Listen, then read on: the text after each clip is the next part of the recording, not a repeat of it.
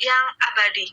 Jadi kalau nabi-nabi yang lain yang diberikan mukjizat oleh Allah itu sifatnya temporer, tapi mukjizat yang diberikan kepada Nabi Muhammad itu sifatnya adalah abadi. Abadi sebagai petunjuk, sebagai pedoman, sebagai dasar acuan hidup di dunia untuk orang Muslim atau orang Islam.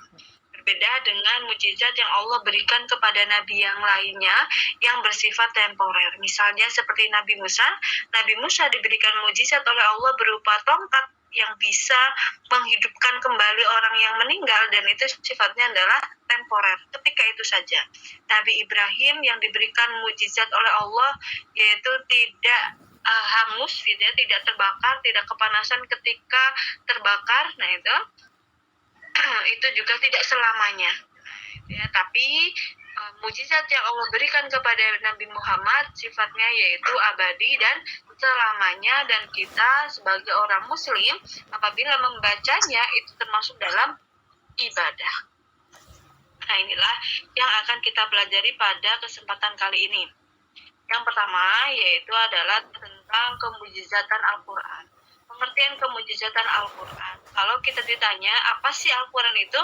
Nah, jawabannya adalah Al-Quran adalah firman Allah atau kalam Allah yang diturunkan kepada Nabi Muhammad melalui malaikat Jibril, gitu ya. Al-Quran adalah mukjizat abadi yang membuktikan kebenaran risalah Nabi Muhammad. Jadi selain sebagai senjata Nabi Muhammad menghadapi kaum Quraisy, gitu kan. Jadi mukjizat yang Allah berikan kepada nabinya itu sesuai dengan musuhnya.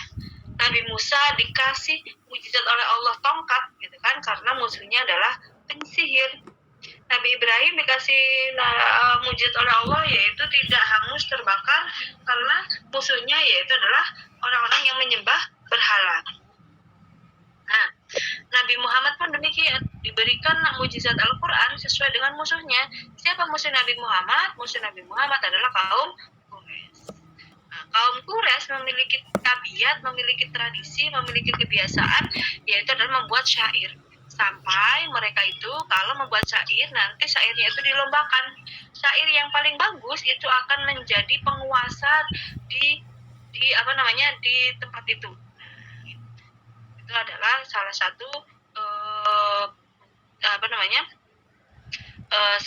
itulah musuh Nabi Muhammad, yaitu adalah kaum Quraisy. Nah, Nabi Muhammad datang dengan membawa Al-Quran sebagai apa? Sebagai senjata untuk melawan kaum Quraisy tersebut. Nah, gitu ya.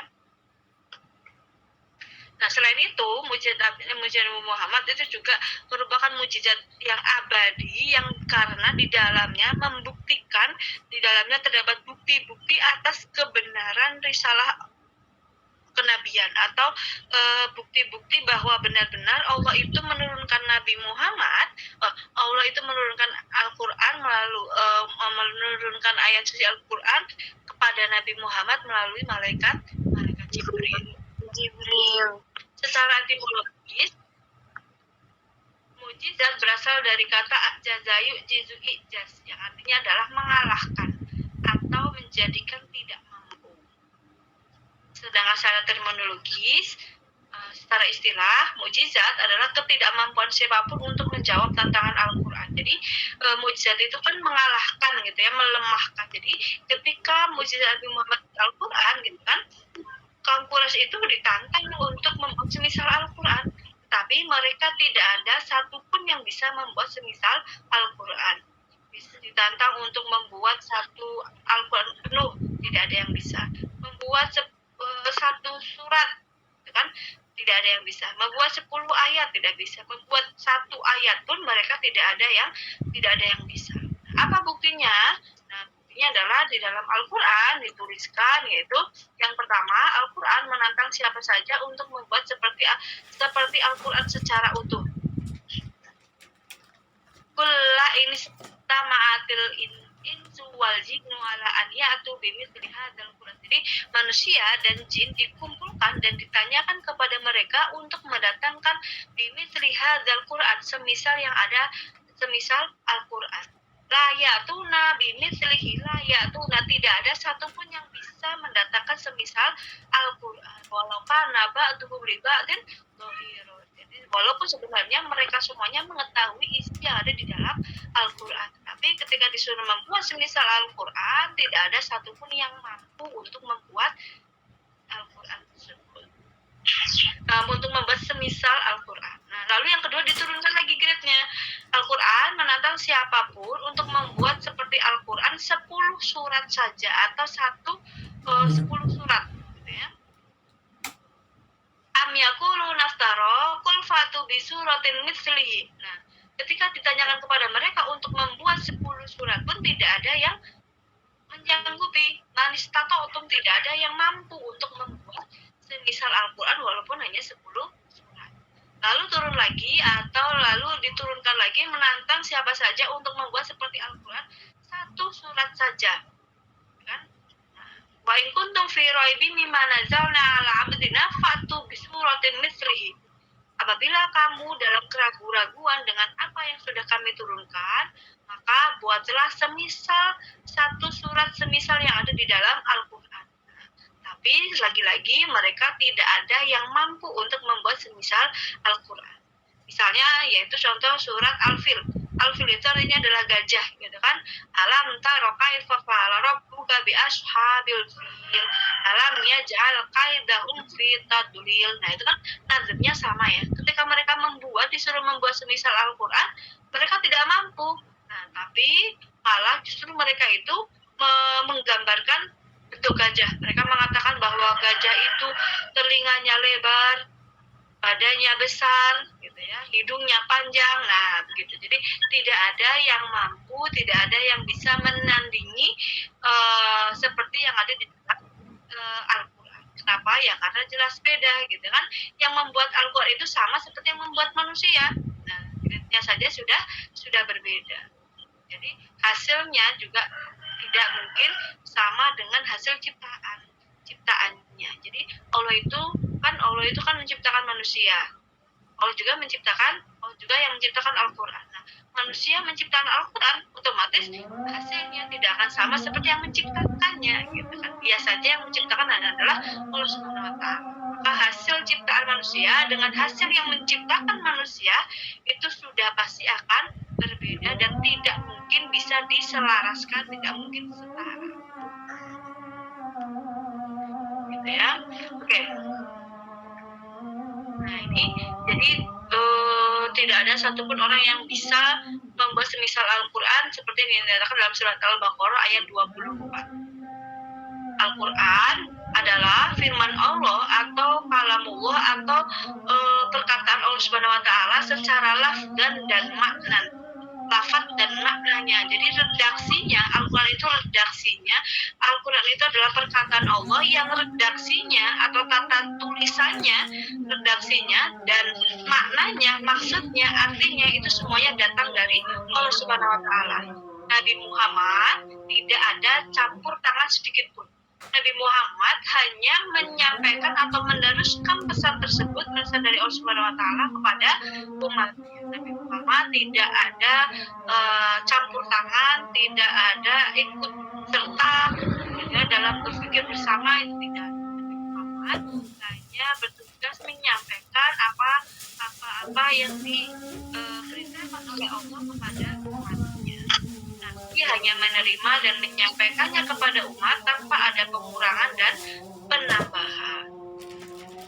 Dan di dalam Al-Qur'an itu mengungkapkan banyak hal, ada yang tentang masa lalu, masa depan, tentang alam dunia ini, dan bermacam-macam fenomena alam yang sudah dapat diketahui dari zaman Nabi sampai sekarang. Mujizat Nabi itu banyak, apabila ditinjau itu dari banyak aspek. Yang pertama bisa dilihat dari aspek bahasanya, dilihat dari aspek sejarahnya, tentang ramalan dan ilmu pengetahuan, gitu ya. Secara bahasa, kenapa Al-Qur'an diturunkan dengan bahasa Arab? Ya karena Al-Qur'an turun di zaman Nabi, dan ketika itu menggunakan bahasa Arab. Dan ketika itu bahasa yang digunakan adalah bahasa Arab. kan. Nah, begitupun ketika pengumpulannya ya kan, ketika terjadi perbedaan maka dikembalikan lagi kepada logatnya, logat tulis. Kenapa? Karena sejatinya Al-Quran diturunkan dalam logat yang tulis. Nah, dari aspek bahasa, dari aspek sejarah itu Al-Quran mengungkapkan hal-hal yang goib yang masa lalu, tentang cerita nabi-nabi gitu kan, cerita tentang cerita tentang nabi-nabi. Nah, itu adalah salah satu dari cerita sejarah atau hal goib tentang masa lalu, tentang Nabi Adam, Nabi Nuh, semuanya diceritakan di dalam Al-Quran. Itu kita tahu tentang nabi-nabi terdahulu itu karena tertulis di dalam Al-Quran. Dan ramalan atau contohnya tentang seperti surga, neraka, gitu kan, itu kan semuanya adalah goib. Hari akhir itu adalah hal yang goib yang tidak terlihat oleh panca indera. Nah, mukjizat Al-Quran dari aspek bahasa itu banyak sekali. Bahasa Arab umumnya memiliki akar 3 huruf mati yang melahirkan banyak kosakata baru.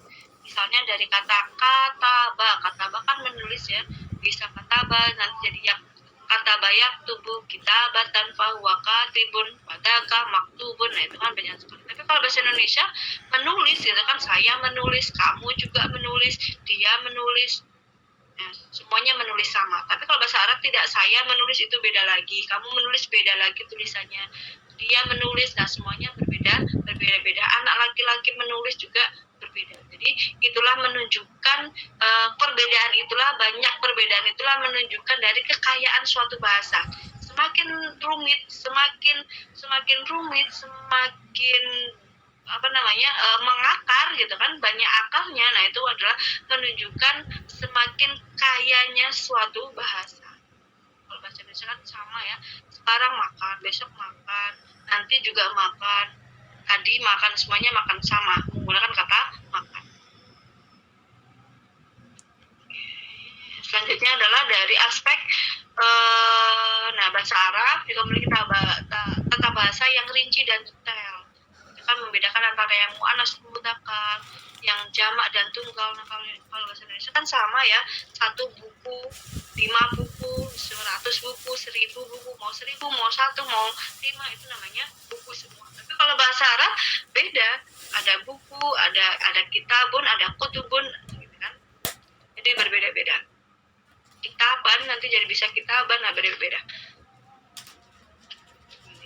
Nah, selain itu juga nada dan langgamnya Al-Quran itu juga seimbang gitu ya, selaras, seimbang dan serasi, singkat dan padat, memuaskan para pemikir dan orang kebanyakan, memuaskan akal dan jiwa. Kenapa? Ya karena Al-Quran merupakan mukjizat yang dijadikan pedoman untuk orang Islam hidup di dunia. Maka ketika membaca Al-Quran merupakan ibadah.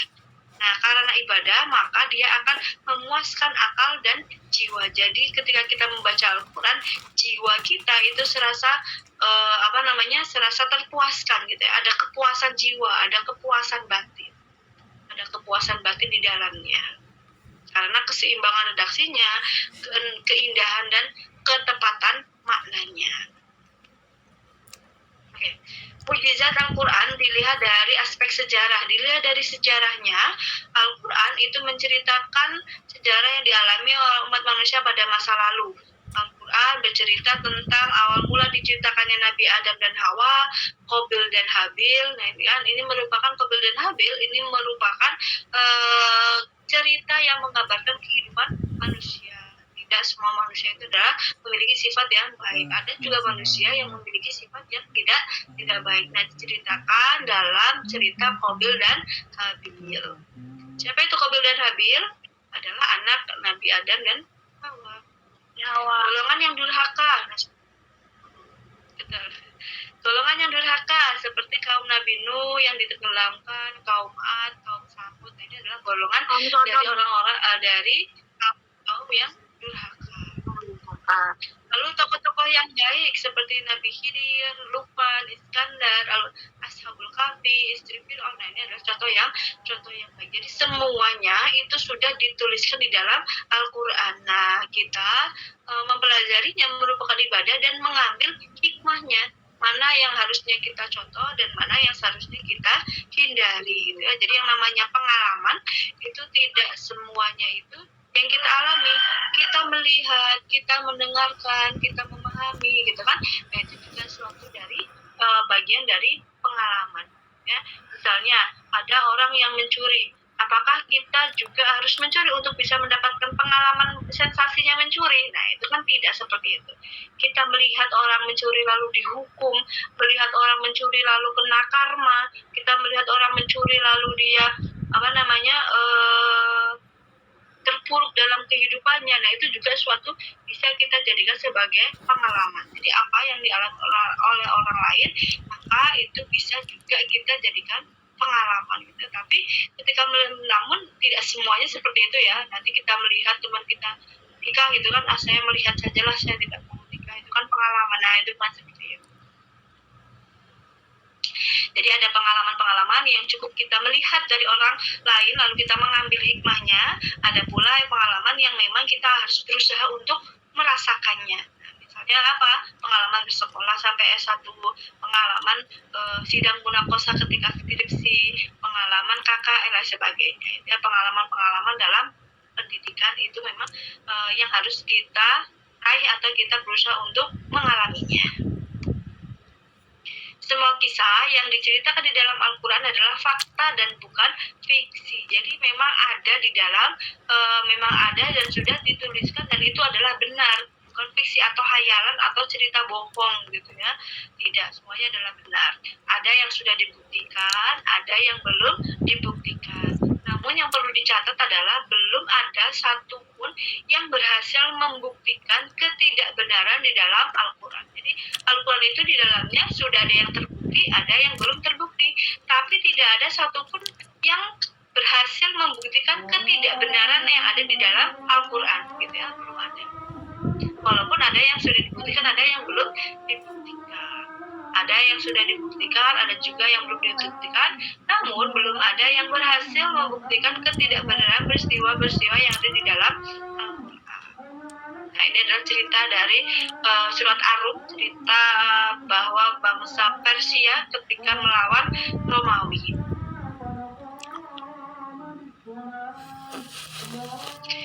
Bangsa Persia, yaitu bangsa Majusi, yaitu ketika melawan bangsa Romawi, yang mana Rum itu adalah orang ahlu kitab, yaitu Persia itu menang. Persia itu melawan Romawi, Persia menang. Tapi karena bid'u sinin, setelah beberapa tahun Romawi itu menang seperti yang sudah dituliskan di dalam Al-Quran. Kulibati Rum itu pertamanya kalah, Persia menang gitu. Tapi setelah beberapa bid'u sinin, lillahil amru min qabli wa min ba'd wa yauma idzi yafrahul mu'minun. Tapi setelah beberapa tahun gitu kan, nah itu kaum Romawi itu menang di atas Persia. Nah, itu sudah ditulis cerita ini. Jadi Al-Quran turun dulu, baru terjadi peristiwanya. Nah, dan peristiwanya itu persis sesuai dengan apa yang ada dituliskan di dalam Al-Quran. Jadi salah satu bahwa Al-Quran itu meramal, ramalan yang di dalam Al-Quran itu adalah memang benar.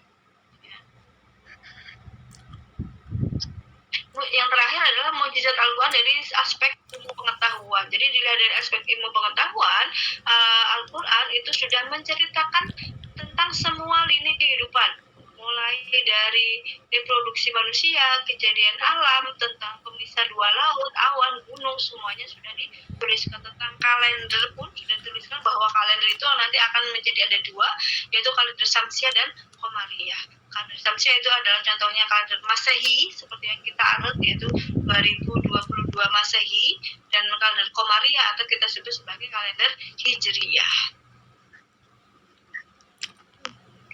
Selesai. Apakah ada yang ingin ditanyakan teman-teman sekalian tentang mukjizat Al-Quran?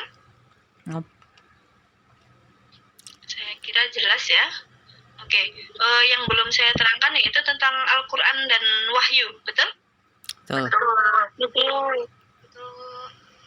Oke.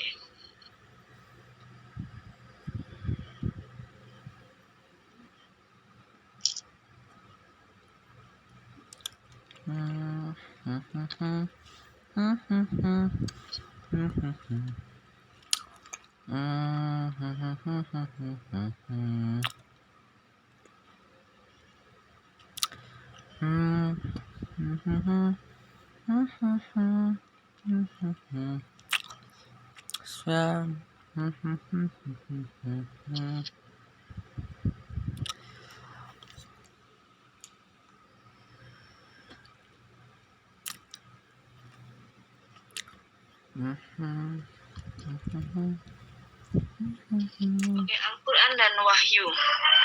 Ada 4 hal, yaitu tentang pengertian ulumul Quran, ruang lingkup ulumul Quran, kemungkinan pengembangan ulumul Quran, dan pengertian Al-Quran, kedudukan dan fungsi Al-Quran. Jadi ini masih mukadimah atau pengantarnya. Ulumul Quran, ulumul itu adalah jamak dari kata ilmu. Ilmu Al-Quran berarti hal-hal yang membahas tentang ilmu Al-Quran, membahas tentang segala sesuatu yang ada di dalam Al-Quran, namanya ulumul Quran. Jadi kalau ditanya apa itu ulumul Quran? Ulumul Quran adalah ilmu-ilmu yang membahas segala sesuatu tentang Al-Quran. Dari pengertiannya, wahyu, asbabun nuzul. Apa itu asbabun nuzul? Yaitu adalah sebab-sebab diturunkannya Al-Quran, kisah-kisah dalam Al-Quran, mujizat Al-Quran, dan sebagainya. Dan yang tidak termasuk dalam ulumul Quran yaitu adalah ilmu usul fiqh dan ilmu fikih. Itu tidak termasuk dalam ulumul Quran. Kenapa? Karena ilmu usul fiqh dan ilmu fikih ini ilmu yang sudah berdiri sendiri. Ilmu fikih yaitu yang membahas tentang hukum-hukum dalam Islam, tentang mana yang halal, haram, yang mubah. Nah, itu dibahas di dalam ilmu fikih atau kaifiyah gitu ya. Ilmu fikih adalah ilmu kaifiyah, bagaimana kita melakukannya. Misalnya di dalam Al-Quran diterangkan kita disuruh aqimis sholat, nah itu kan dirikanlah sholat. Nah bagaimana sholat? Nah itu bagaimana sholat, terus adanya bagaimana gerakan sholat, apa yang harus kita lakukan ketika sholat. Nah itu semuanya dijelaskan di dalam hadis dan ilmu fikih ini. Ilmu nahu dan sorof ini merupakan seperti grammar gitu ya, ilmu bahasa Arab, bukan ilmu Quran, tetapi ilmu yang umum, yaitu tentang mempelajari tentang grammarnya bahasa Arab. Dan ilmu akidah atau ilmu tauhid ini juga tidak termasuk dalam ilmu Quran. Ilmu akidah dan tauhid adalah ilmu yang sudah berdiri sendiri, jadi tidak membahas tentang apa yang ada di dalam Al-Quran ya. Tidak membahas tentang tulisan-tulisan yang ada di dalam Al-Quran. Tapi Al-Quran itu merupakan sumber utama dalam mempelajari ilmu akidah. Ruang lingkup ulumul Quran ya. Ruang lingkup pembahasan ulumul Quran yaitu banyak sekali. Nah ini semuanya ini nanti kita akan bahas satu persatu dan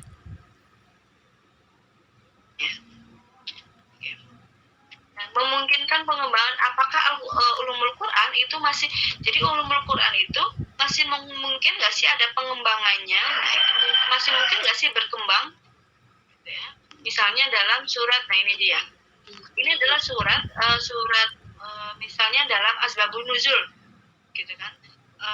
Surat An-Nisa ini menyatakan wa in hiftum ala tuqsitu fil yatama fankihu ma tabalakum minan nisa'i asna wa sulasa wa ruba. Jadi sebenarnya kalau kita mampu, kita itu boleh menikahi seorang perempuan itu 2, 3 atau 4. Nah, jadi boleh kita itu menikahi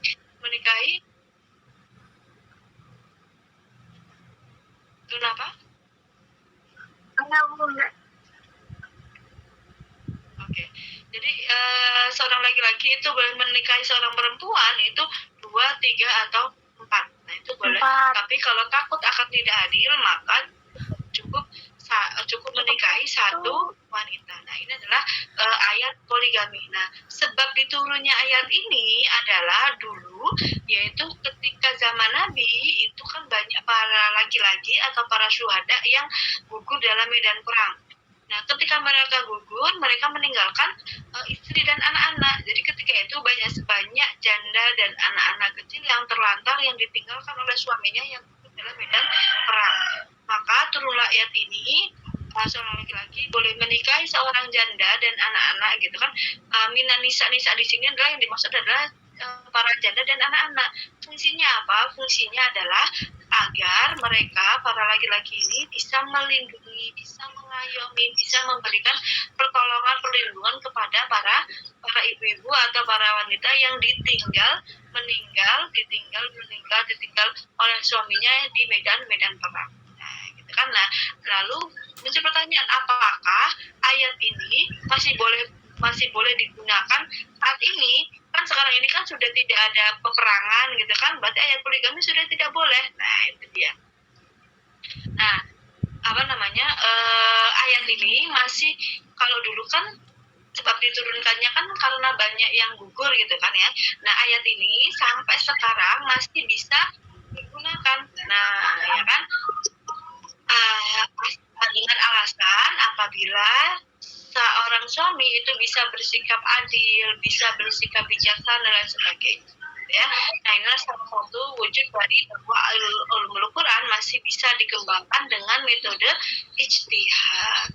Nah, kenapa? Karena kalau ini dulu alasannya adalah karena banyak yang banyak pada yang gugur, maka sekarang dibawa ke zaman sekarang sudah tidak ada perang, ayat ini tetap, ayat poligami atau ayat surat An-Nisa ini masih tetap bisa digunakan dengan alasan, dengan catatan bahwa seorang suami dia masih mampu dan dia bisa adil untuk bisa adil antara dua belah pihak, gitu ya. Pengertian Al-Quran, kedudukan dan fungsi Al-Quran. Al-Quran itu berasal dari kata qoro'ah, ikro, artinya adalah baca. Kalau ikro itu baca, kalau Al-Quran berarti artinya adalah bacaan. Ya, Quran itu artinya adalah bacaan yang dibaca. Secara terminologis, secara istilah, nah kita kalau ditanya apa sih Al-Quran, yang pertama adalah firman Allah atau kalamullah atau perkataan Allah. Perkataan Allah yang bagaimana, yang diturunkan kepada Nabi Muhammad melalui malaikat Jibril. Nah, lebih lengkapnya adalah ini. Perkataan Allah yang diturunkan kepada Nabi Muhammad melalui malaikat Jibril, membacanya merupakan ibadah, dimulai dengan surat Fatihah dan diakhiri dengan surat An-Nas. Oke. Nah, sekarang perbedaan Al-Quran dan hadis qudsi. Nah, dengan hadis qudsi, istilah hadis qudsi itu kalau hadis yang biasa, hadis nabi gitu kan. Hadis nabi itu biasanya kan qala Rasulullah sallallahu alaihi wasallam. Nah, itu namanya adalah hadis biasa, hadis nabi. Tapi kalau hadis itu begini, redaksinya adalah qala Allah Ta'ala. Nah, itu kan, itu namanya hadis qudsi. Nah, bedanya apa hadis qudsi dengan Al-Quran? Itu ada bedanya. Kalau Al-Quran, tulisannya dan maknanya itu dari Allah Subhanahu wa Ta'ala.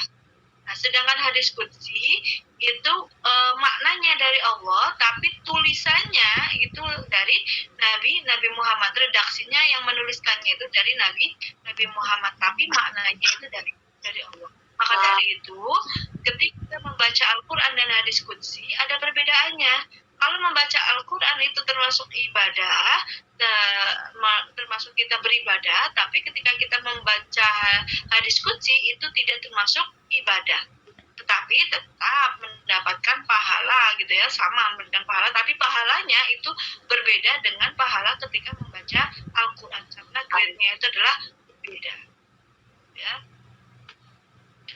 Al-Quran adalah firman Allah yang teks atau redaksinya dan maknanya atau isinya dari Allah. Nabi Muhammad hanya berperan menerima dan menyampaikan saja. Membacanya merupakan ibadah. Sedangkan hadis qudsi, firman Allah yang makna atau isinya dari Allah, tapi redaksinya itu dari Rasulullah. Dan membacanya bukan termasuk dari ibadah, tapi tetap ya, bukan lantas tidak termasuk ibadah terus nggak ada pahalanya, tidak, tetap ada pahalanya. Tapi pahalanya tidak seperti pahala kita beribadah seperti membaca Al-Quran. Ya.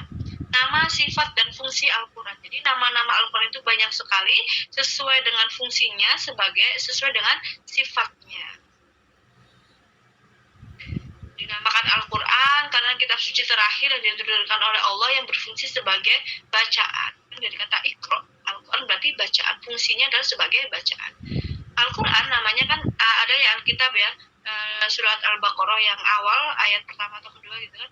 Dalikal kitab la raiba fi kitab. Nah, Alkitab, nah itu kan merupakan jamak. Alkitab itu adalah jamak. Kenapa? Karena isinya merupakan macam-macam ilmu, kisah dan berita. Alkitab juga disebut dengan Al-Furqan. Ada yang namanya Furqan. Furqan itu artinya adalah pembeda yang memisahkan secara tegas mana yang hak, yang batil, yang benar, yang salah, yang baik dan buruk, mana yang halal dan haram. Jadi secara tegas sudah dijelaskan di dalam Al-Quran mana yang halal, mana yang haram. Disebut dengan Az-Zikir. Az-Zikir itu adalah di dalamnya terdapat kisah-kisah masa lalu yang berguna, yang berfungsi untuk sebagai hikmah atau pelajaran atau nasihat. At-Tanzil yang artinya adalah benar-benar diturunkan dari Allah Subhanahu wa taala kepada Nabi Muhammad melalui malaikat Jibril. Nah, yang lain juga ada namanya An-Nur, Al-Mau'izah, Asy-Syifa gitu kan. Apa itu Asy-Syifa? An-Nur itu kan cahaya. Mau'izah itu contoh. Asy-Syifa itu adalah penyembuh. Obat. Hudan itu artinya adalah petunjuk. Ar-Rahman, Barok Basir dan Nabi dan sebagainya. Oke, selesai. Apakah ada yang ditanyakan teman-teman sekalian tentang Al-Quran dan Wahyu? Oke, sudah saya terangkan semua ya. Jadi insya Allah minggu depan kita bisa masuk sesuai dengan jamnya, sesuai dengan jadwalnya, dan insya Allah bisa offline gitu ya, sebagaimana mestinya. Ada 31 yang hadir.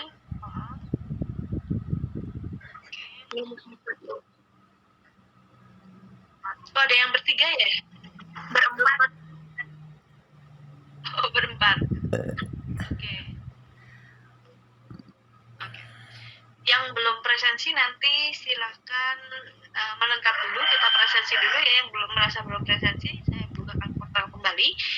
Yang sudah kita cukupkan ya, bisa meninggalkan grup setelah saya tutup. Oke, kita